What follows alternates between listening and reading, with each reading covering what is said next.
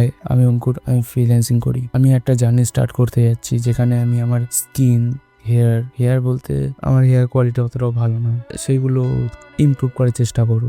So আজ day -1, কাল শুক্রবার, শনিবার, রবিবার। শনিবার দিন আমাদের জিম বন্ধ থাকে। আমি এখন জিমে ভর্তি হইনি, কালকে ভর্তি হব। পরশু দিন থেকে জিম শুরু করব। কালকে আমার এক জায়গায় যাওয়ার কথা আছে। সো আমি তোমাদের বলবো, তোমাদের সাথে শেয়ার করবো সব কিছু। কাল সেটা ডে 0-তে হবে। আজ এই ভিডিওটা বানানোর একটাই কারণ, সেটা হলো সবাই যখন ইনফ্লুয়েন্সার হয় তখন বলে আমি আগে এরকম ছিলাম, তারপরে এরকম হলাম, আগে আমার স্কিন এরকম ছিল, তারপরে এরকম হয়েছে। কিন্তু আমার ফিজিক্স তুমি দেখতে পাচ্ছ, অতটাও ভালো না, কিছুই নেই।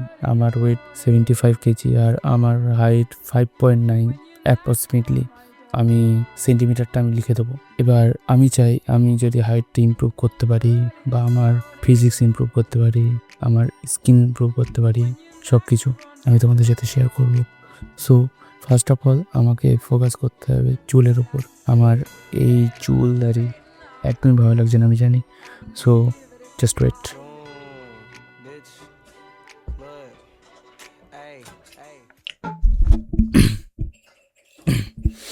এখন আমি জানি আমাকে পুরো অন্যরকম লাগছে।